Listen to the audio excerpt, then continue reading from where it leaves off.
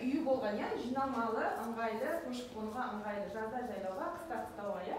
Енді ол керек жаңағы киіз үйдің 3 бөліктен тұрады, сүйектері, иә. Қандай, кімнің есінде бар? Аха. Мынау несі деп атаймыз? Жаңағы қабырғасы дейміз, бірақ оны жоқ. Кереге, иә.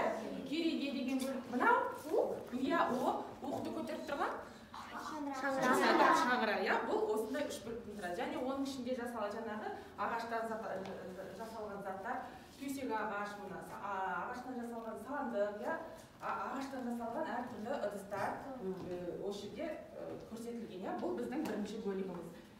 Ары қарай кеттік. Екінші бөлігі балалар мына жаққа бергендер. Мына жерде біз нумизматика дейді. Нумизматика деген ертеде қолданылған ақшаны зерттейтін ғылым. Қараңдар, ертеде теңге, мыстан, күмістен жасалған киімдарды осындай, иә, мынау нумизматика бөлімі бүкіл ертеде қолданылып кеткен ақшалар. Енді үшінші бөлігі жүре қойыңдар. Мынау біздің үшінші бөлігі ұлы даланың 7 қыры. Өздері білесіздер, иә, біздің ертеде біздің жерімізде бүкіл материалдық байлықтың барлығы біздің өлкеде табылған. Сондықтан осы ұлы даланың 7 қыры, оны өздеріңіз білесіңдер, иә. Оның бірінші бөлімі атқамының мәдениеті, ұлы даланың ежелгі металлургиясы, иә, ан стилі, алтын адам, иә, ары қарай, иә, одан кейін, ұлы жібек бұл, одан кейін, алма мен қызғалдақтар отаны деген осы біздің 3 бөліктен тұрады екен. Жақсы, енді бері қараңдар балалар. Жалпы осы заттардың барлығы қалай ойлайсыңдар? Неліктен осы бағашаға қойылады, бұны қайдан алады, оны кімдер табады? Қараңдаршы балалар. Археологтар қайдан алады оны? Қайдан? Кез келген жерсіз қазысында не шығамын? Иә, енді оны қайдан біледі сонда? Ол жерде не бар, қандай зат бұйым бар еді? Ол жерді қазып шығар? Сол кез келген жерді неге қаза бермейді олар? Өйткені оны қайдан біледі? Сол жерді қазғанда сондай бұйымдар заттар табатын. Бұрынғы заман жерде? Яғни қараңдар, яғни осының барлығын біз қазір білетін боламыз, иә? Ертеде бері қараймыз балалар, мына жерде міне бізде бәріміз бері қараймыз, сосын пластилинмен жұмыс жасайтын боламыз. Арқан келіп. Мынау жаңағы бізде ертеде жаңағы қорым дейміз, оба дейміз, қорған дейміз, иә? Сендер жаңа сабақта білді ғой? Ескі қалалардың қорғандары, яғни ертедегі бұл қорым деген, жалпы қорған дейміз, оба дейміз, ертедегі ғұрыпта жаңағы жерлеу орны болған. Зират дейміз қазіргі таңда, иә? Яғни ертеде осындай тастарменен үйінді, осылай бір-біріне немесе топырақтан үйінді жасап, осындай қорымдар жасаған. Мына, немесе мынандай тас үйіндісінен осындай қорымдар жасаған мынауды. Мынау өзіміздің жаңағы Алматыдан табылған мына қорымның әртүрлі, иә? Обалар дейді оның ішінде. Оба, қорым, қорған деген барлығы ол зират, иә, жерленген. Яғни адамдардың жерлеп, оған өздерінің осы бұйымдарымен жерлеп, және оны тастан естеген осылай қоршап қойған. Түсіндіңдер ме? Мынау сен мына қорым деген. Енді қоршап қойған қорымдар. Енді осы қорымдарды жалпы зерттейтін қорымдарға бар жұмыс жасайтын адамдар бері қараймыз, мына жерде қараңдаршы. Қорымдарда осындай жұмыс жасалған мынау не көріп тұрсыңдар? Іс-әрекеттер не істеп жатыр мына жерде? Иә, қазып жатыр. Нені қазып жатыр? Иә, жерді тастардың арасында қазып жатқан, яғни іс-әрекеттері қазып көптеген заттар тауып жатыр. Енді бұл табатын жаңағы адамды, осы қорымдардың ішінде зерттейтін адамдарды кім екенін білуіңіз үшін мен сендерге тез сұрақтар жаздырам. Сендер бірінші әрпі, сол сөздің бірінші әрпін жазсақ, мына жерде сол мамандық шығар. Ал олай болса, бірінші киіз үй сүйектері неден жасалған? Ағаштан. Ой, молодец. Иә. Келесі, әрі қыз баланың аты, әрі гүл. Қыз баланың есімі де болады, әрі гүл. Ол қандай еді? Ой, молодец. Енді синоним. Енді тағы да қалай айтамыз? Ел дейміз немесе? Синоним. Халық, молодец. Халық. Астана қаласының ортасынан ағып өтетін өзен. Қалай өзен аталады? Алихан, Астанаға бардыңыз ба? Өзенді көрдің ба? Қандай өзен? Мен өзен атын сұрап тұрмын.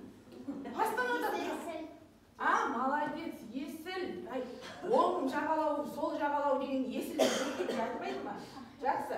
Қарағанды облысы Қазақстанның қай аймағында орналасқан? Өзі орталық дейді. Яғни жақсы. Дұрыс айтады. Енді жер бетіндегі табиғи қор дейміз, немесе ол жерде көп ағаштар өсіп, неше түрлі ағаштар бар табиғи кешен қалай аталады? Біздің өзіміздің табиғи қорымыз, табиғи кешен, ағаштар, түрлі ағаштар бір-біріне жақын өседі. Және ең соңында ол аралар бал жинайтын, үзілге адам қимайтын, ол әрине. Сонда қандай сөз шықты? Яғни археолог деген маман не істейді екен? Алихан не істейді екен? Археолог өткен тарихты заттай зерттейді, ғалымдарды археолог маман дейміз. Жақсы. Енді қараңдар, осы археологтар жаңа тапқан заттарын не дейміз қараңдар? Мынау жәдігерлер дейміз, заттар дейміз, бұйымдар дейміз. Мынау керемет, Алихан мынандай заттар тапқан, бұйымдар тапқан. Енді мына жерде мына осындай керемет, ең құнды жәдігер, қараңдаршы мына жерде. Мынау не тұрған алтын киімді адам, алтын киімді адам. Осы алтын киімді адамды ең біздің құнды бүкіл әлемге танылған алтын киімді адам, керемет құнды жәдігер. Оны мына археолог өзіміздің Кемел Ақышев деген 1970 жылы Алматыда Есік деген қорғаннан тапқан. Бұның несі 4000-ға жуық алтынмен бұл әшекейленген. 4000 несі бар. Және бұның не қараңдаршы, мынау аң стилінде, бүкіл жаңағы мынау өзінің бас киімінің өзі 70 сантиметрге жуық, өзі аң және түс стилінде жасалған осындай алтын киімдерін тапты. Мына мынандай қорымы. Түсінікті. Енді топқа бөлмеңдер жаңағыдай отырыңыздар. Жаңа ана жақта қандай топта болыңдар? Енді тұрамыз, отырмайыз балалар.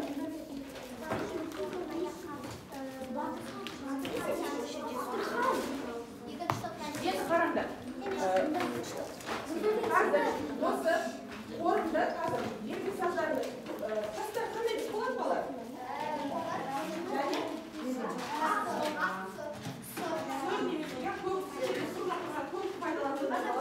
Енді қараңдар, жаңа қорымда топ болып бір қорым, қорған немесе қорған тастар жасайсыңдар, яғни тастан үйдің үстінен қаланған дедім, қалай жасайсыңдар сонда? Пластилинменен қалап жасайсыңдар. Бір оның қатты үлкен болғанда машинасы.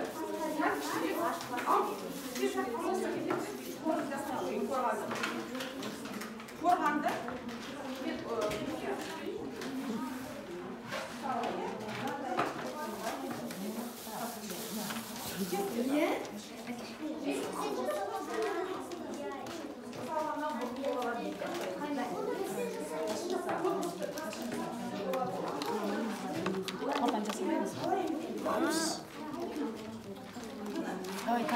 Kulmalaktan da nemesi töküş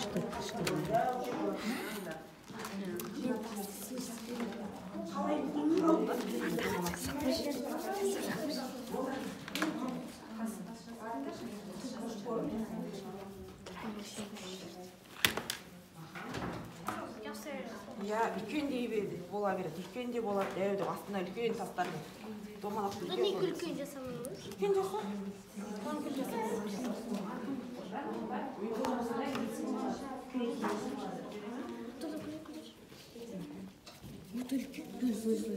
Үлкен жасамаймыз. Қалай ішін? Шештен ұзын.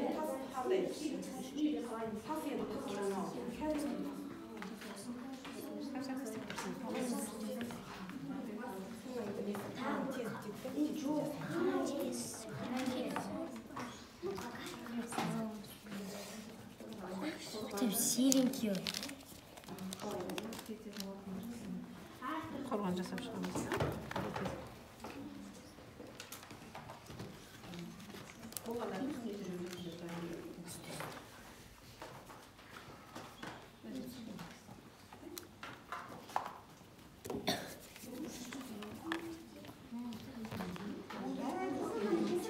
Үлкен болып жатыр аналар. Ой, міне. Аның суреті дұрыс айтатын ойдан туып анандай ғой дейді. Иә, мына жерде тұр ғой, мына.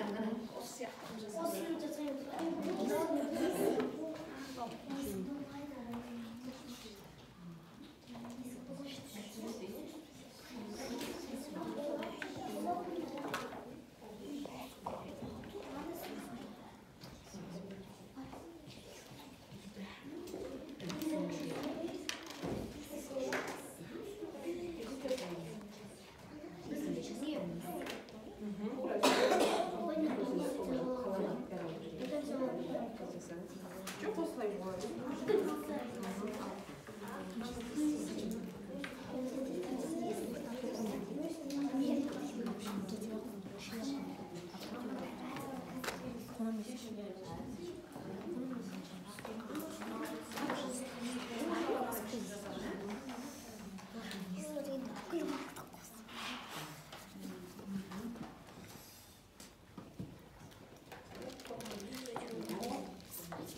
Тамаша, қандай әдемі, иә? Қорған әдемі.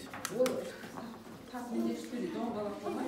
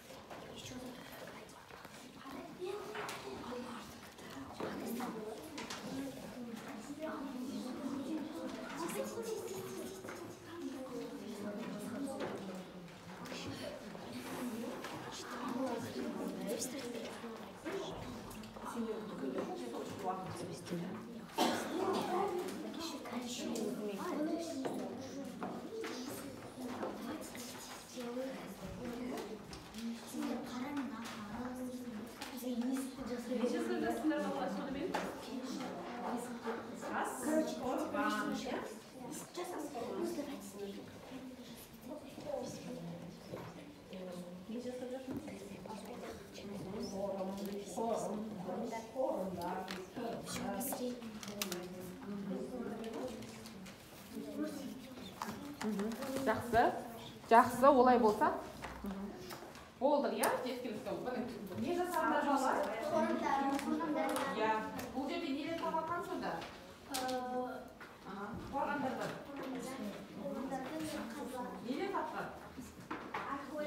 Археологтар жасайды екен дұрыс айтады. Археологтар нелерді тапты сонда? Қандай заттар тапты? Ежелгі заттарды. Айбалтар, жүзік, иә, жәдігерлер, көптеген жәдігерлер. Ең жаңағы жұмыстан қайда көбістік? Жақсы, жұмысымызға аяқтаймыз, тоқтатамыз. болды. Өте сосын Тағы кейін уақыт болса жалғастырып. өте керемет. Ал қараңыздар, бір-бірлеріңізді қорғандарыңыз қараңыздар, қандай? Әртүрлі, мына әртүрлі бір-бірлеріңізді аузындар. Сендер келесі қорғандар алысып қорған көрші. Мынау қараңдар, мұртты оба деп аталады. Осындай да обалар табылған. Бейсесізді қаншығы, мынау мұртты оба. Мынау қорғандар.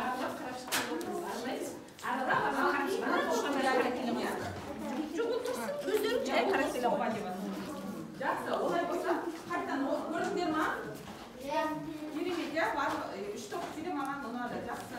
Енді балар, мына жерден қана парақ қазір беремін. Топтарына сұрап алды.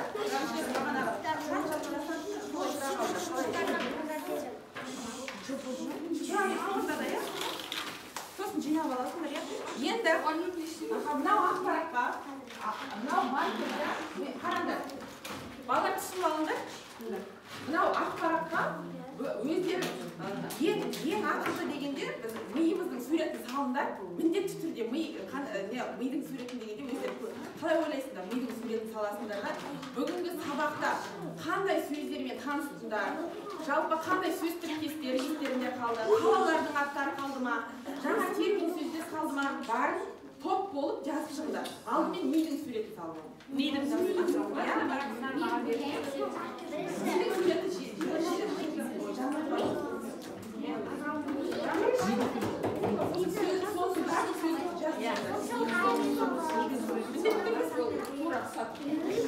Кейін танысасыңдар мидың суретін қандай жалпы. Бірақ жаңағы мақтал.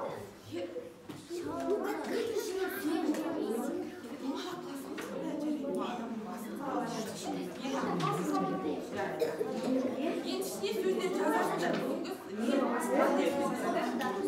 Көліне ұқсаңдар, ішіне жазып жүрсіңдер.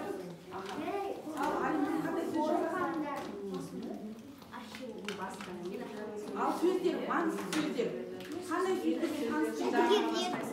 Не естіңдер, не бүгінгі сабақта қараңдар. Қандай сөздер естеріңізде қалды? Басымызда, миымызда не қалды деген сөз маңызды сөзін жазыңдар. Адам миы қойып, қатпардан тұрады ғой. Не дегендерді әңгіме Шыға берсін, өте жақсы сөздерін жасаңдар. Аха, жақсы. Аха, сендер үшінші жазып тапсыңдар, жақсы. Естеріңізге түсірейік, қандай терминдер, қандай мүмкін оқыған кезде жылдар естерге қалады. қорған белгісі қорған екі рет қойған деп олар сен өзің тағы да қандай сөз? Абылай сен не білдің? Қандай сөздер? Қалаларға қандай аттар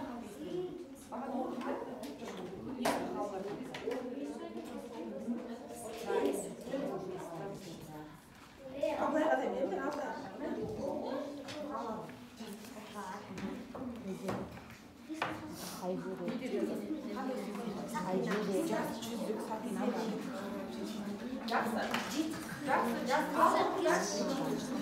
Оқыңдар балалар. Ал, болды, тоқтатамыз деп жеткілікті. Қаламды қоямыз.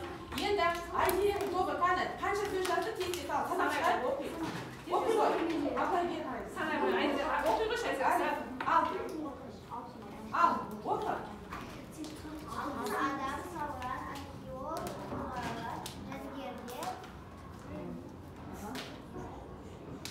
Бес сөз бар? Қорым. Қорған бар? Қорған.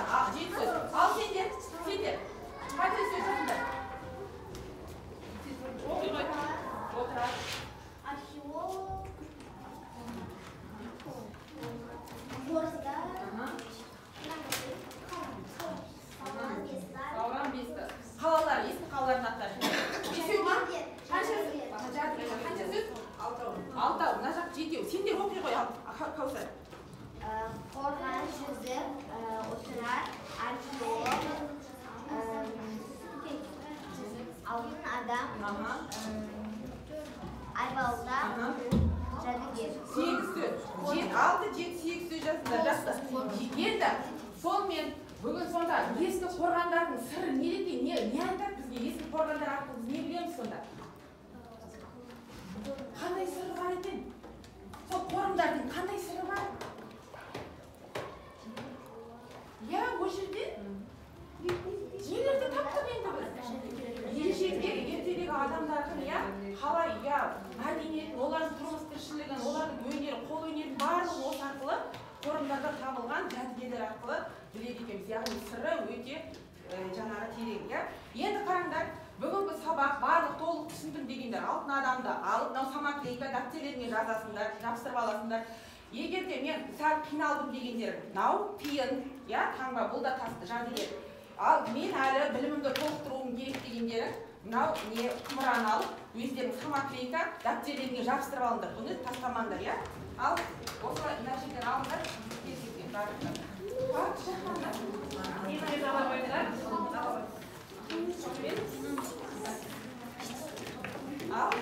Ал дегендер, екіден неге аламын? Бірден аламын. Ал, айтуар. Мен жетпей қалды. Оған деген, ал. Айтуар алтын адамды түсіндің ба? Бәрін түсіндің ба? Сабаққа белсенді қатыстың ба? Жақсы. ұнады ма сабақ? Сөйлесіңдер балалар. Балалар, бүгінгі сабақ ұнады ма сендерге? Жақсы олай болса. Мынаdır міндетті түрде дәптерлеріне жақсы алыңдар. Рахмет, бір-бірден аламыз қалғандарын, яғни құбыраны алып кеткендер әлі білімімізді толықтыруымыз керек, иә. Тағы да әлі кездесеміз. Сабағымыз аяқталды.